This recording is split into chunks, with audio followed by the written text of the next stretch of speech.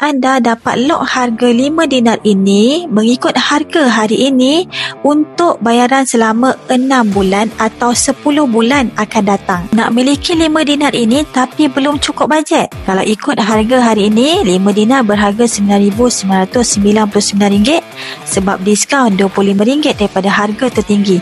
Tapi bajet belum cukup. Jangan risau. Ada kaedah pembayaran yang dipanggil Syariah Easy Payment Purchase di Public Gold.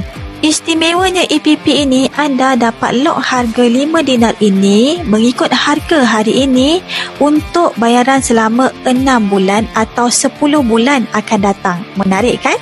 Jumlah penuh bayaran bagi 5 dinar ini melalui EPP adalah sebanyak RM10,049 termasuk dengan Gold Premium dan EPP Gold Premium. Anda tak perlu bayar terus RM10,049 tetapi anda boleh buat pilihan untuk bayaran selama 6 ataupun 10 bulan. Jadi anda akan lock harga ini selama tempoh yang anda pilih.